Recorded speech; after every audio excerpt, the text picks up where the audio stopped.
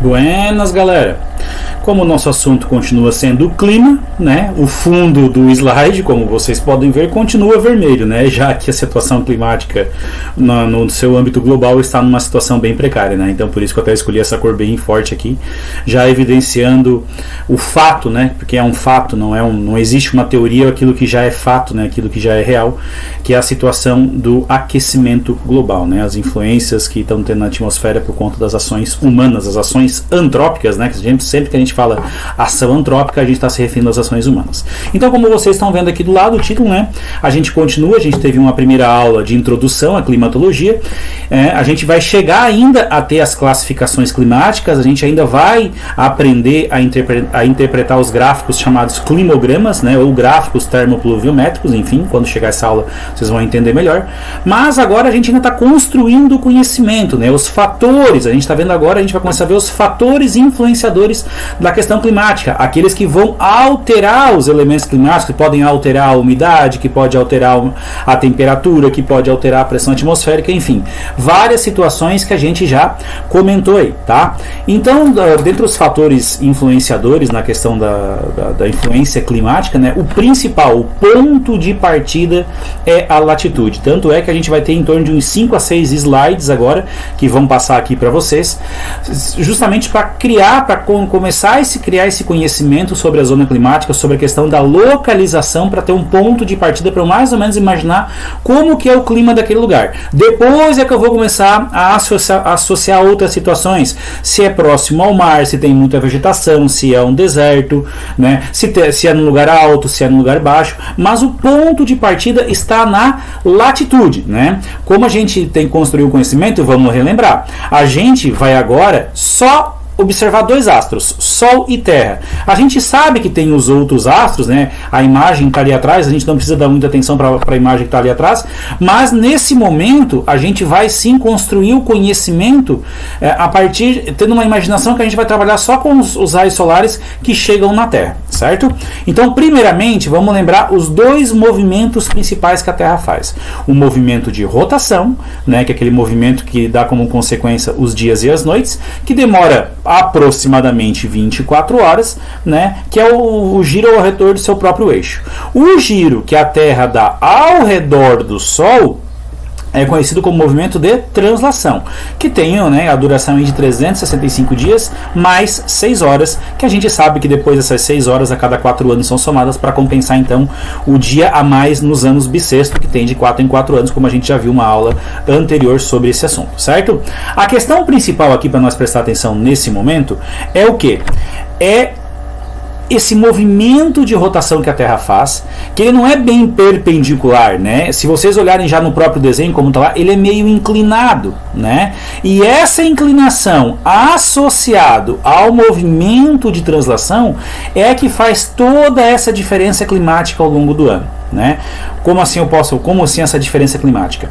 Porque dependendo de onde eu me encontro no planeta, dependendo da latitude que eu me encontro, eu já sei mais ou menos se aquele lugar é quente o ano todo, se aquele lugar é frio o ano todo, ou se aquele lugar, assim como a gente está aqui mais ou menos na nossa região, tem as 4 estações bem definidas, né? Porque o que é 4 estações bem definidas? É inverno frio e verão quente, primavera e outono, estações de transição, são estações climáticas mais amenas, né? Mas quem está lá no Nordeste brasileiro está bem próximo à linha do Equador, é quente o ano todo.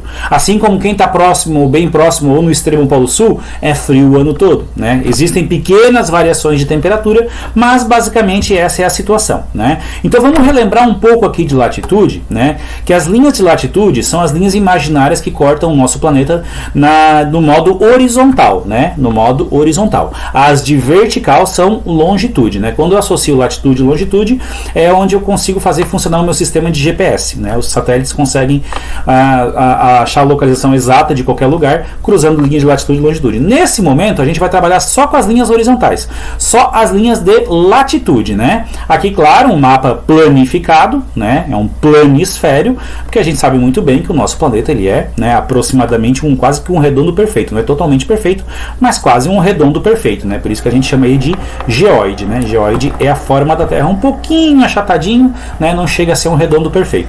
Mas essas linhas que estão aqui, elas estão representadas então aqui do lado dessa imagem, né? Então a gente tem a linha bem no meio do planeta Terra, onde está passando o mouse lá, ó, bem no meio do planeta Terra, que é o famoso 0 graus, né? Que é a linha do Equador, que divide o mundo. Tudo que está acima da linha do Equador, hemisfério norte, tudo que está abaixo do Equador, hemisfério sul. Beleza? E conforme essas linhas vão indo para cima, esses números vão crescendo. Então, ó, vai para 10, acompanha o mouse lá, de 0 vai para 10, para 20, para 30, para 40, para 50, até chegar a 90 graus lá em cima, ok? Para baixo, elas também vão aumentando, ó, também tem 10, 20, 30, 40, até chegar também a 90 graus. Ah, professor, por que não aparece? Porque nesse mapa não tem o interesse de aparecer, né? Existe a linha de 1 grau, existe a linha de 2 graus, mas eu não vou colocar todas as linhas não vão aparecer todo o mapa, porque se eu colocar todas as linhas, o mapa não vai aparecer, né? É só para dar mais ou menos uma localização. Então, por exemplo, vocês estão vendo aqui a cidade do Rio de Janeiro, onde está o mouse? Olha lá o mouse, é o Rio de Janeiro. Eu vou acompanhar ela um pouquinho para baixo e vou mais ou menos mostrar para vocês onde está a cidade de Santa Rosa do Sul. Mais ou menos aqui perto de 29, 30 graus aqui, ó. Mais ou menos aqui, ó. 29, 30 graus, certo? Então, essa é a latitude. Eu, com o meu conhecimento geográfico já construído e também pela experiência da vivência que eu tenho aqui na região, a gente já sabe a classificação climática aqui, ela é subtropical, ou seja, 4 estações bem definidas. Porém, se eu subir a serra, se eu for ali em São José dos Ausentes, se eu for em Bom Jardim da Serra, se eu for em Bom Jesus, o clima ele vai ser mais ameno, ele não vai ser tão quente quanto aqui essa região mais litorânea, porque já existe uma influência da altitude. Então isso é o conhecimento que a gente vai construir hoje. A gente sabe a localização geográfica e depois começa a somar as outras variantes que vão poder alterar os elementos climáticos, tá? Então a partir desse momento o que nós temos que entender? A linha de latitude. O que é uma latitude baixa? Como está aqui, ó. O que é uma alta latitude e o que é uma baixa latitude? Uma alta latitude é um valor alto, ou seja, 30, 40, 50, ou seja, quanto maior a latitude, mais longe da linha do Equador eu vou estar. Como é que eu vou saber se é para baixo ou para cima? É só ver a letrinha que está atrás. Se é N, hemisfério norte. Se é S, né, significa hemisfério sul, ou seja, um número grande, uma latitude 55 é uma latitude alta, né, S, latitude alta no hemisfério sul. 69 é uma latitude alta, com um Nzinho no final, no hemisfério norte. E uma latitude baixa, né, uma baixa latitude é justamente o contrário, ou seja, próximo à linha do Equador. Basicamente, a regra funciona como? Quanto mais próximo da linha do Equador, mais quente é esse lugar o ano todo. Certo? O ano todo ele vai ter uma situação que ao longo do movimento de translação ao redor do Sol, esse lugar vai estar sempre próximo ao Sol. Enquanto eu vou me afastando tanto para o hemisfério norte quanto para o hemisfério sul, essa média térmica ela vai diminuindo. Entendeu? A média térmica vai diminuindo, ou seja, vai ficando mais frio. Ou seja, um lugar com 50 graus norte, ele tem média térmica mais baixa do que um lugar com 40, acompanha o mouse lá, ó. 50 tem média térmica menor do que 40. 40 tem média térmica menor do que 30. Ou seja, eu vou me aproximando do zero, a média térmica vai aumentando. Eu vou me afastando, a média térmica vai diminuindo. A mesma coisa acontece para o hemisfério sul. O que é muito interessante é que o que acontece no hemisfério norte acontece inversamente proporcional no hemisfério sul. Calma, não é para dar um nó na cabeça de vocês. É para vocês entenderem isso a partir dos próximos slides. Então essas são as linhas principais que vocês não podem esquecer o nome nunca na geografia. Por favor, não esqueçam esses nomes, né? Linha do Equador, Trópico de Câncer no hemisfério norte, Trópico de Capricórnio no hemisfério sul, Círculo Polar Ártico no hemisfério sul e Círculo Polar Antártico no hemisfério norte. Essas linhas, elas são famosas. A numeração delas, o Trópico de Câncer, por exemplo, se eu não me engano, é 23 graus norte, 23 graus norte e o Trópico de Capricórnio 23 graus sul. Não lembro bem se é esse número exato. Depois vocês podem procurar aí e podem corrigir, tá? Mas agora deu esse pequeno esquecimento aqui durante o vídeo. Mas se eu não me engano é isso, certo? 23 graus norte e 23 graus sul. O que eles significam? Por que o Trópico de Câncer é o 23 graus norte e o Trópico de Capricórnio é o 23 graus sul? Ele é tão importante? Porque essas linhas mostram justamente qual é o lugar mais próximo do Sol quando é verão nesses hemisférios. Ou seja, quando é verão no hemisfério norte, o Trópico de Câncer é o lugar mais próximo do Sol do planeta Terra. E justamente o Trópico de Capricórnio, quando é verão no hemisfério sul, né, é o Trópico de Capricórnio que vai estar mais próximo do Sol. Entendeu? Então essa é a relação. né? Ou seja, por que eu falei antes que é inversamente proporcional? Porque quando for verão na região que está próxima ao Trópico de Câncer, obviamente vai ser inverno para quem está no Trópico de Capricórnio.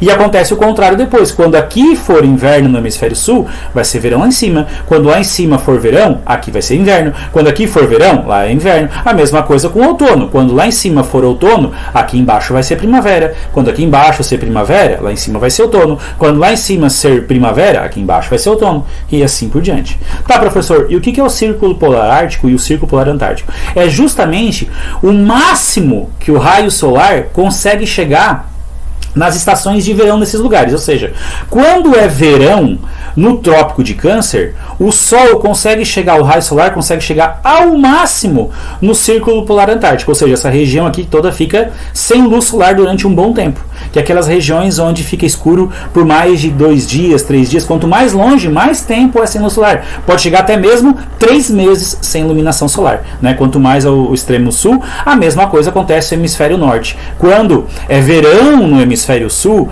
o Sol bate muito intenso no Trópico de Capricórnio, né? E bate muito de frente, é o lugar mais próximo da Terra, próximo ao Sol, né? E aí vai ser verão aqui.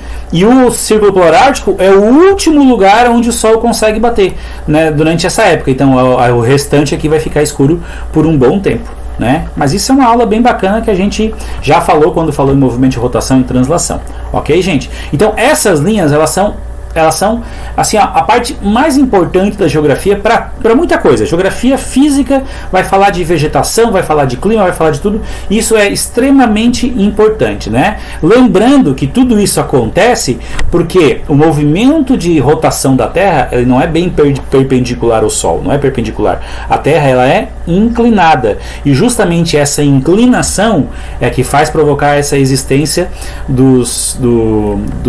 das estações do ano diferentes no hemisfério norte e inversamente proporcionais no hemisfério sul. Acompanha comigo, né, essa imagem que vocês estão vendo aqui, estão vendo? Ó? Aqui está mostrando, né, os solstícios e equinócios, a gente já falou isso em uma outra aula. O equinócio é quando o hemisfério norte recebe a mesma quantidade de energia e calor, de luz, que o hemisfério sul, ou seja, é equivalente, equilátero, né, triângulo equilátero, tudo igual, equinócio, tudo igual, ou seja, é quando é as estações amenas, né, o equinócio de setembro e equinócio de março. O que começa em março? Hein? Que estação do ano começa em março? O outono. Que estação começa em setembro? A primavera. Agora, o que é um solstício? Que tem um solstício de dezembro e tem um solstício de junho. É quando um hemisfério recebe mais luz e calor do que o hemisfério inverso, né? Então, por exemplo, acompanha esse lado aqui, ó, letra A. Acompanha lá a letra A. Tem uma mosca chata aqui enchendo o saco hoje na gravação. Ei, mosca, show. Tá? Aqui, ó, na letra A você tem um solstício de junho. Estão vendo aqui o planeta Terra? Aqui tá mostrando a linha do Equador, o amarelinho, e o trópico. Acertei, ó. Viu? Não me enganei, né? Professor de geografia é difícil de se enganar, mas tá aqui, ó. 23 graus, né? O trópico de Câncer, que é o que está no hemisfério norte, é o que está mais próximo do Sol da Terra, ó. Então o hemisfério norte é verão e o hemisfério sul ele é inverno, certo? Acontece o contrário desse lado aqui, ó. Agora é o hemisfério sul que está mais próximo, né? E o hemisfério norte é o que está mais afastado. Então é o solstício de dezembro, certo, gente? Bom, então, basicamente, o que vocês podem ver é justamente isso. Ó. Eu tenho duas situações, que são as estações amenas, né? Outono e primavera. E, ao mesmo tempo, também tenho as estações que são inversamente proporcionais no sentido de um hemisfério é quente e o outro hemisfério é mais frio. Ou seja, o inverno e o verão. Acompanhe agora esse gifzinho que vai aparecer na tela aqui para vocês. Ó. Esse é o desenho que mostra as várias situações. Mas o que está acontecendo aqui é justamente aquilo que eu falei para vocês. Ó. Parece que é perpendicular. Não, mas é que a Terra está girando, olha lá, está acontecendo, né? Ó, hemisfério norte mais perto, é verão nos Estados Unidos, agora os raios solares voltam para a linha do Equador, e agora acontece a situação que é verão no hemisfério sul, tá vendo? Então durante todo o giro da Terra vai acontecendo isso.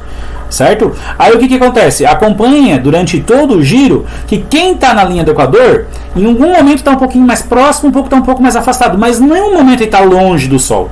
Está sempre mais ou menos a mesma distância. Por isso que quem está na linha do Equador é quente o ano todo. E quem está bem longe da linha do Equador, que é onde está o mouse lá, ó, tanto no extremo hemisfério norte quanto no extremo hemisfério sul, é frio o ano todo.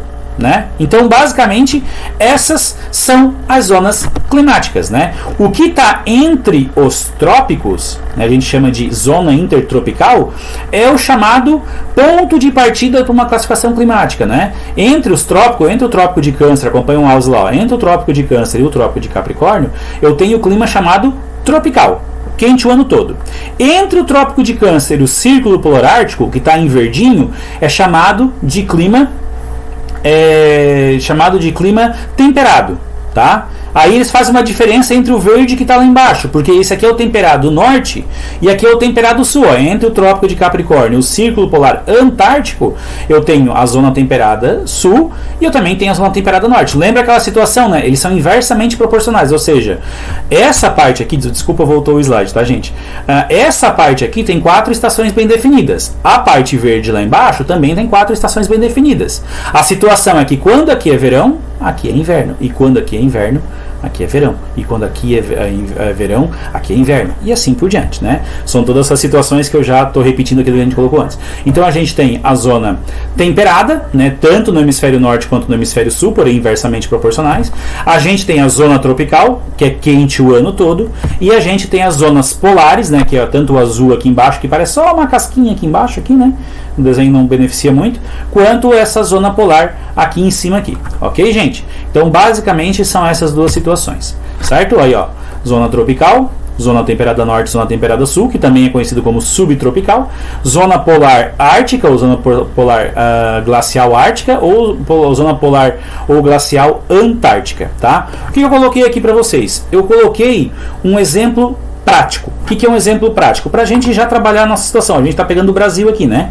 Olha aí o Brasil, ó. O que acontece? A maior parte do Brasil está dentro da zona tropical, ou seja, com uma situação de calor o ano todo, né? Já o sul do Brasil aqui, ó, que pega basicamente Paraná, Santa Catarina e Rio Grande do Sul, é a parte sul, né? A parte onde está dentro do clima temperado sul, ou seja, clima subtropical, que é justamente onde a gente mora, né? Zona subtropical, certo, gente?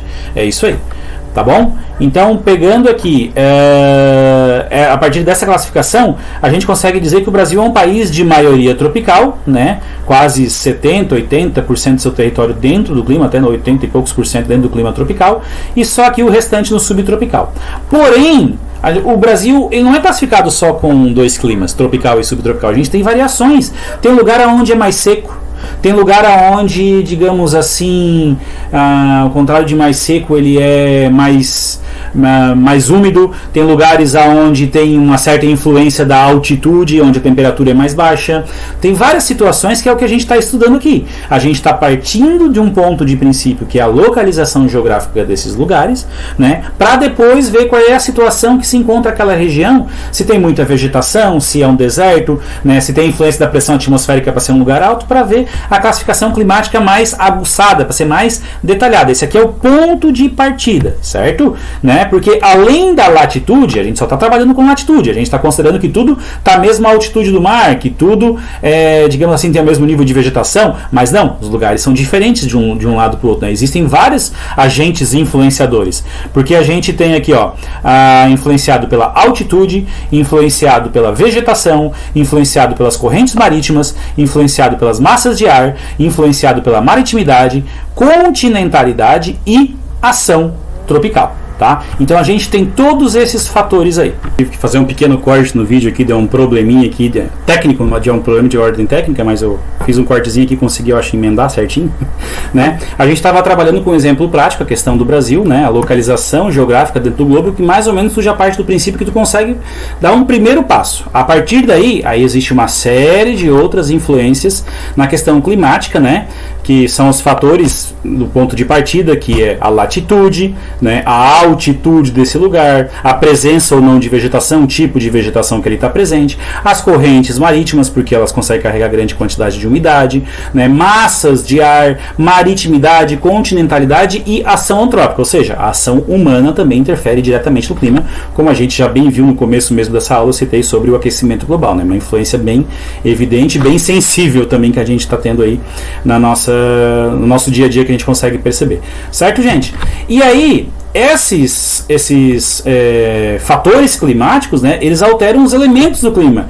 Por quê? A altitude pode mudar a temperatura, a presença de vegetação pode mudar a precipitação, ou seja, existe uma complexidade de dados aí que eu posso cruzar a informação. Um fator altera um elemento, altera mais de um elemento, né? A altitude também, além de alterar a temperatura, obviamente vai acontecer isso porque vai mudar a pressão atmosférica. Várias situações estão totalmente ligadas aí, né, gente? Então eu vou a partir de agora mostrar um pouquinho delas, bem simples, mas que vocês facilmente compreendem. Até algum deles eu já comentei na aula passada para vocês, né? A gente já viu que a latitude influencia muito, né? Mas um outro fator que influencia na latitude é o que? É a altitude, né? Quanto mais alto, mais frio. Eu vou pegar diretamente o exemplo de Florianópolis aqui, ó, 23 graus sul. A média térmica de Florianópolis é de 20,6 graus Celsius, né? Porém, Curitiba, né, até é uma latitude mais próxima da linha do Equador, ó, tá vendo aqui, ó, 25 é menor que 27, ou seja, Curitiba está mais próximo da linha do Equador. Não era para ser uma temperatura menor? Desculpa, não era para ser uma temperatura, uma média térmica um pouco maior? Não, ela é menor por quê? Porque Curitiba está a mais de 600 metros acima do nível do mar, ou seja, a temperatura média térmica dela é menor por causa da altitude, né? Então por isso que eu tenho que tomar muito cuidado quando eu ver a questão climática, porque eu pegar o ponto de partida só a latitude não é o suficiente, ele é o meu ponto de partida, né? Mas a partir de outro momento eu começo a olhar os outros fatores que influenciam. A altitude talvez seja um dos mais fortes deles. Justamente porque a cidade de Florianópolis, eu vou dar um exemplo aqui, continuar o exemplo. A cidade de Florianópolis está a 27 graus sul. Para vocês terem uma ideia, né, a cada 1000 metros de altitude, a média térmica cai em torno de 6 graus. Né? Considerando então locais que estão na mesma latitude. O exemplo que eu vou dar para vocês agora é do Monte Everest, porque o Monte Everest ele está a 27 graus norte, ou seja, mais ou menos equivalente, praticamente 27 ou 28, 29 graus norte, né? Ou seja, mais ou menos equivalente. A média térmica deveria ser semelhante a Florianópolis, só que Florianópolis é 20,6. Qual que é a média térmica do Monte Everest? Menos 25. Por quê? Porque o Monte Everest tem 8 quilômetros, 8.800 metros de altitude. Se a cada 1000 metros diminui 6 graus Celsius, o que eu faço?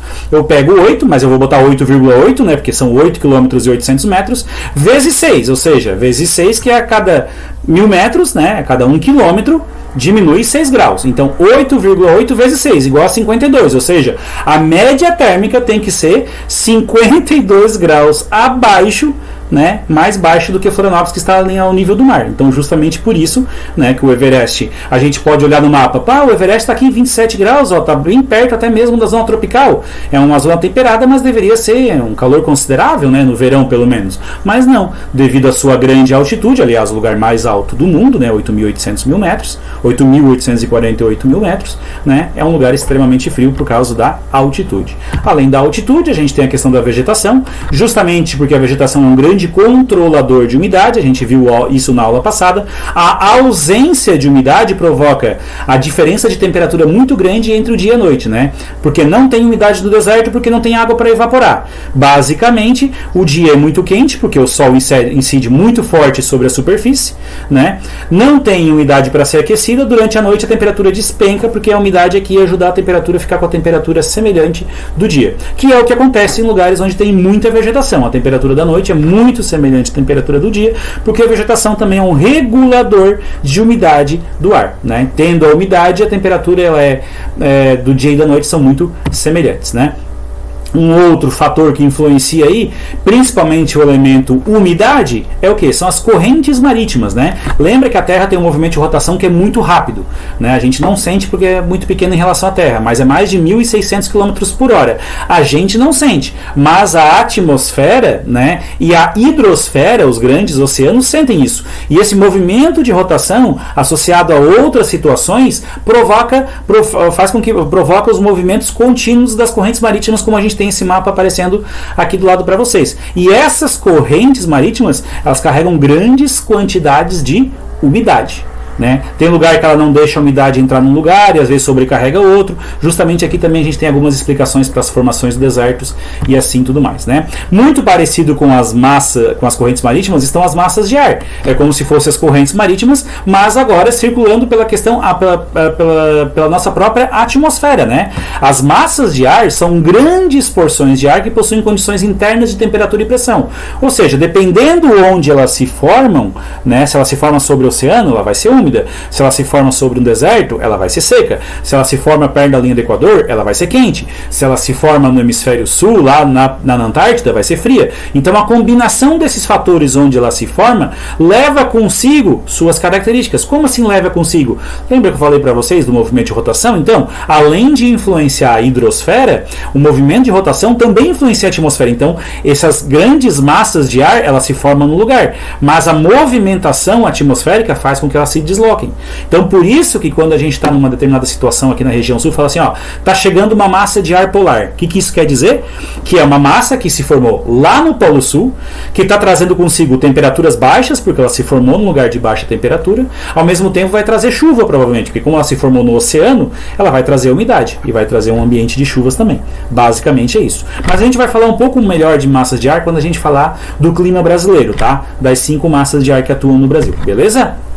Outro fator que influencia muito é a questão da maritimidade e continentalidade. O que basicamente é isso? Se eu estou perto do mar ou se eu estou mais para o interior do continente. Basicamente envolve a questão de umidade, né? Que é o que provoca grande variação de temperatura, como a gente viu o caso do deserto em comparação às florestas, né? Se eu estou mais para o interior do continente e não tem muito rio, não tem nada por perto, né? Existe menos água para evaporar, ou seja, o ar vai ser mais seco. Durante o dia mais quente, durante a noite mais frio. Já perto das praias, o que acontece? Eu tenho mais água para evaporar porque eu estou perto do oceano, né? Então, basicamente, eu vou ter mais umidade. A diferença da temperatura do dia e da noite, né, não é tão grande quanto um lugar onde tem essa diferença de umidade, né? E um dos fatores bem interessantes é a questão da ação antrópica. Aí são infinitas, né, gente? São as questões de poluição, as questões de queimada, as questões de desmatamento, várias situações aí que provocam as mais variadas consequências na nossa questão climática. Certo, gente? Então a gente construiu todo um conhecimento para a partir da próxima aula então fazer uma classificação climática global, né? Uma classificação climática brasileira e até mesmo aprender a interpretar climogramas, que é bem bacana. Beleza? Um abraço para vocês.